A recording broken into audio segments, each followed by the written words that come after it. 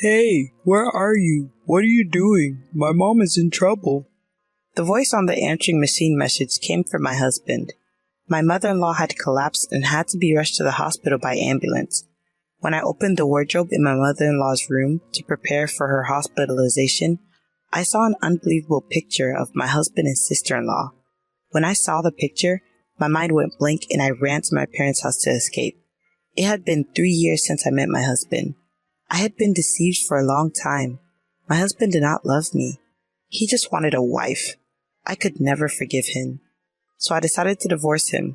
My name is Sarah. I'm 32 years old and I work at a beauty salon. 4 years ago, I was in a hurry. My friends and colleagues from school were getting married one after another. I wanted to get married while I was still in my 20s. I was tired of hearing about husbands and children from my friends who were married. My friends may not have meant to belittle me, but although I listened to them smiling, there were times I cried on the way home. I was so envious. I hadn't had a boyfriend for a while, and I wondered if I would ever get married. Such thoughts made me feel gloomy and impatient.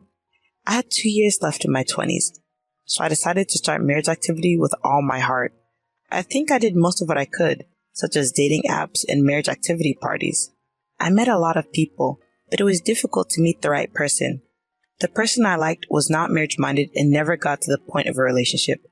I don't think I have high ideals, but it doesn't work out. I've only ever had friendships and then relationships. I was struggling with the difficulties of marriage activity. In the meantime, my friends were getting married one after another, so I decided to register with the marriage agency.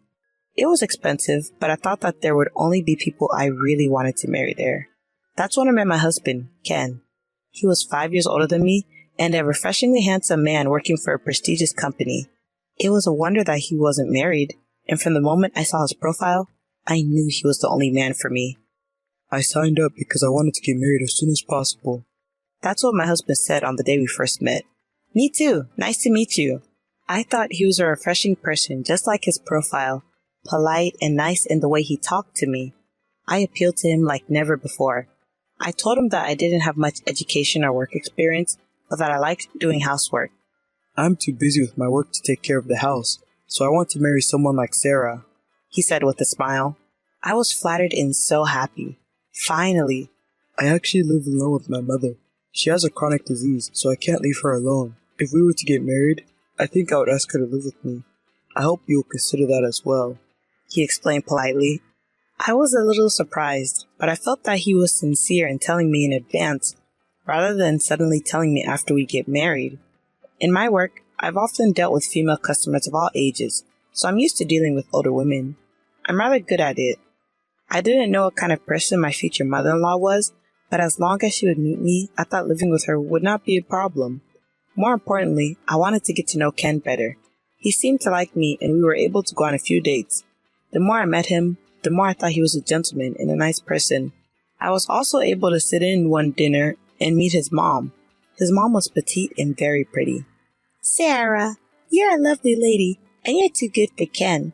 I know you might be nervous about living with me, but you don't have to worry about me. I have a chronic illness, but I don't need nursing care. Next time, let's go out for parfait instead of this nice restaurant, she said. She has a high voice, speaks in a relaxed manner, and we share a love of sweets, so I thought we would hit it off. I no longer felt uneasy about living together. Ken said that he wanted to get married right away, and we started dating on the premise of marriage. Ken was a busy man, constantly working, but he made time for me.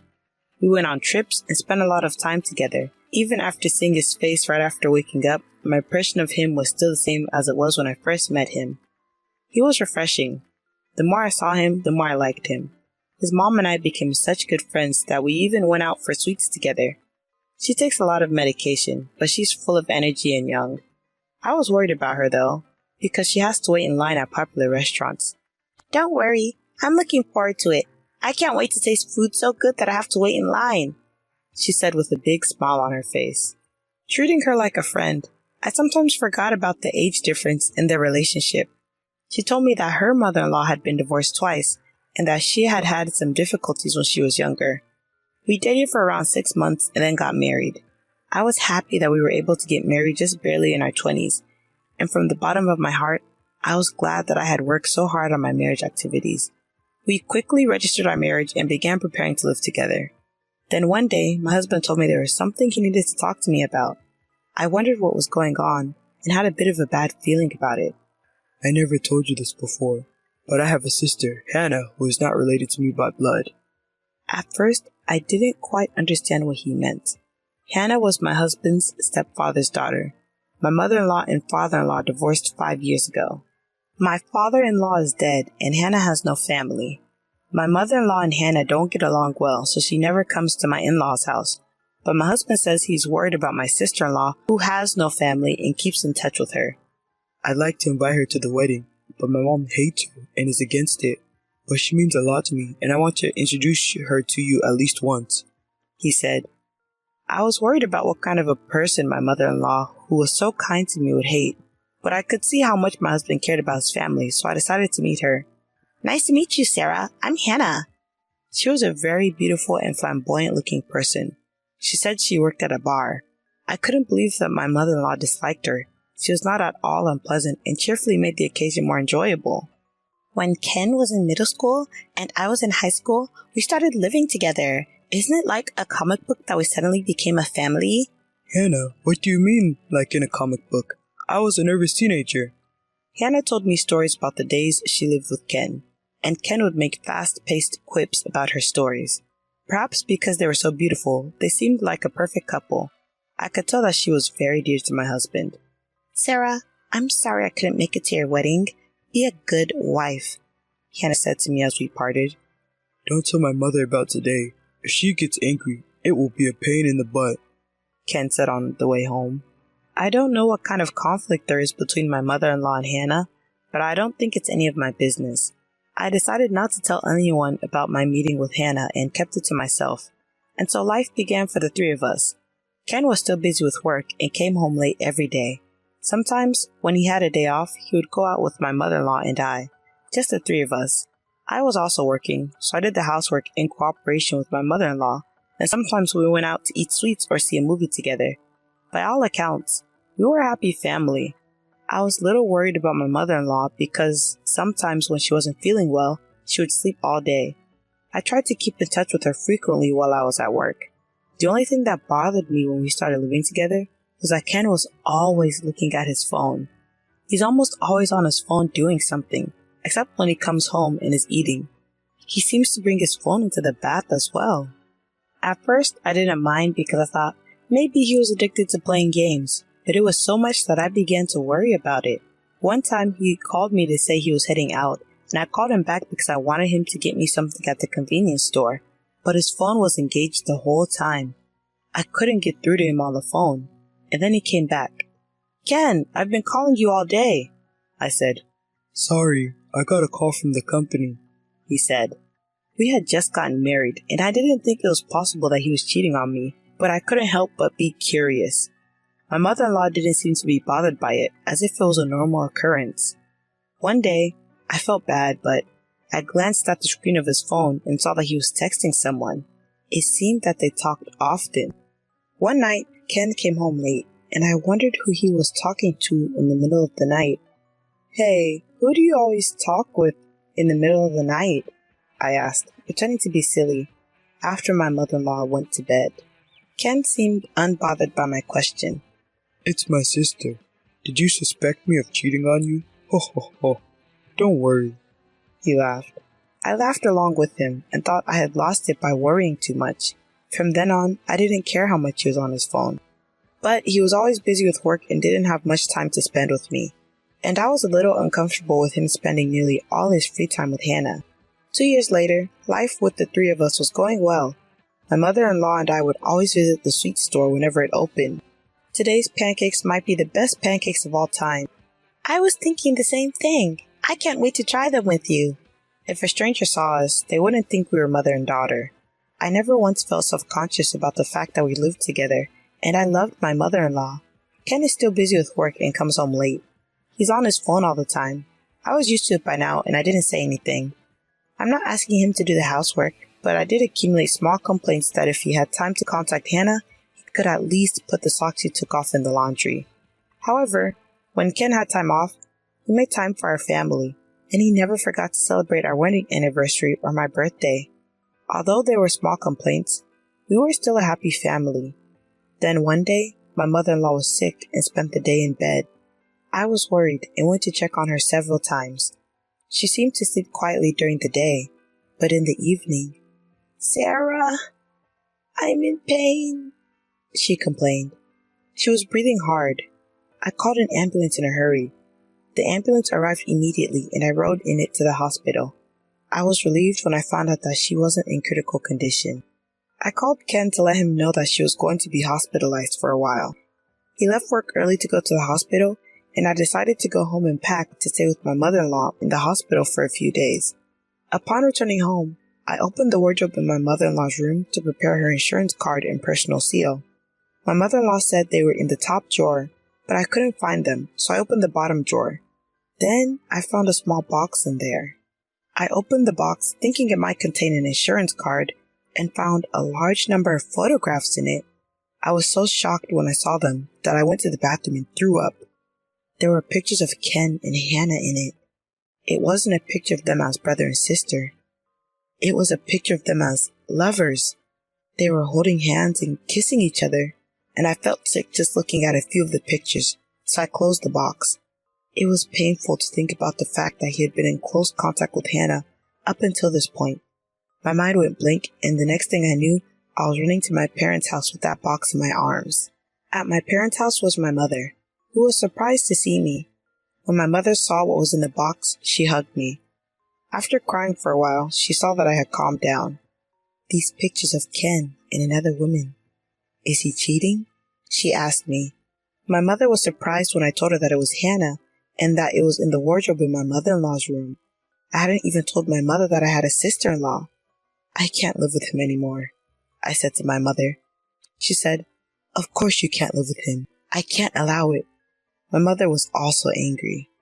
When I looked at my phone, I found a lot of incoming calls from Ken and a voicemail message that said, "Hey, where are you? What are you doing when your mother is in trouble?" The message was an angry one. I thought, I'm the one who should be angry. I turned off my phone that day because talking about it would remind me of the pictures and make me sick. The next day, out of the goodness of my heart, I contacted him. "There's something I need to talk to you about this evening. I'll be there with my mother, so please call Hannah," I told him. "Thank goodness. She's alive. I wondered what you were going to say when my mother was in trouble." He started blabbing on and on. "Please do. I'll see you at night." I hung up the phone. As soon as I hung up the phone, I went to my mother-in-law's hospital room. "Sarah!" My mother-in-law looked at me happily and called my name. "I'm sorry you're not feeling well, mother-in-law, but I wanted to hear the truth." I opened the box I found in my mother-in-law's wardrobe and showed it to her. Then my mother-in-law began to shed tears. "Sarah, I am so sorry, Ken. He has an older sister. She's the stepdaughter of my ex-husband, and 5 years ago, she told me that they were lovers. Even though they're not related, they're both my children. I told them I couldn't allow that to happen. Hannah got angry and left the house, and I never saw her again. I should have told you. But they're old photos, don't worry. I don't even know what Hannah is doing now, and I'm sure she's not in contact with Ken," she said. My mother-in-law had straight eyes and didn't look like she was lying. Ken is still in contact with Hannah. In fact, he introduced me to her once, years ago. When I said this, my mother-in-law shed another large tear. "But you're already married."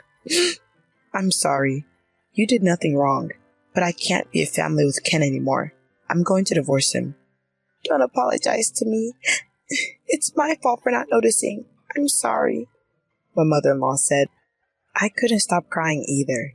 I left the hospital room and went to the house where my mother, Ken, and Hannah were waiting. When I arrived, they were all waiting for me. I sat down and immediately showed them the pictures. "You two are lovers, and I'm divorcing you." Ken didn't seem offended and said, "Oh, yes. Yes, that's right. Me as a family member and me as a lover are two different things. You were happy as a family, weren't you? Mom was happy too. What's wrong with that? We don't have to get divorced," he said with his usual fresh smile. Hannah too. I'm sorry I didn't tell you, but I have no intention of destroying your family. I don't think divorce is necessary, she said. I was trembling with anger as I listened to what they were saying. Don't be silly. This is cheating. How can I be family with someone like that? I yelled at them in a loud voice. Well, don't be so loud. If you want a divorce, that's fine. I've done my duty as a family member. Since you're the one who initiated it, it's an amicable divorce. Ken said something I didn't understand. What? What's amicable about this? This is a huge betrayal. I'm going to charge both of you alimony. Oh, okay. That's fine. I'll pay as much money as you want. In return, don't tell my mother. As for the reason for divorce, let's just call it a personality conflict. I've already told your mother everything. She was crying. I told her we're getting a divorce. What? Why would you do that? Hearing my words, he lost his composure and shouted loudly. Hannah, too. Why did you tell her? She cried. My lawyer will contact you about the alimony, so goodbye. With that, I left the house with my mother. My mother said, You did a great job. She hugged me. I cried loudly into her chest. Now I know that Ken didn't care about me from the beginning. He just wanted a wife to reassure his mother. I wanted to marry him too, and maybe we were happy as a family, but I can't forgive myself for not knowing that I had been betrayed ever since we met. I'm glad that I realized it now and was able to get a divorce. Later, through my lawyer, the divorce was successfully finalized. I requested alimony from Ken and Hannah, but Hannah didn't have any money and was angry at Ken for only paying his share of the alimony. Their relationship soon deteriorated and they decided to separate. Hannah couldn't afford to pay the alimony, so she started working lunch and dinner shifts at the bar where she originally worked. After she was discharged from the hospital, my mother-in-law was angry with Ken and told him that if he sees Hannah even once in the future, she will cut ties with him. My mother-in-law and I still keep in touch and we occasionally go out for sweets. I'm relieved that she is out of the hospital and seems to be in good health. I now live with my parents. I'm busy preparing for the reopening at the beauty salon where I used to work. When things settle down a bit more, I'll start living alone again. I'm no longer envious when I hear about my friends who are married. Until the day comes when I meet someone wonderful again, I'll keep working hard.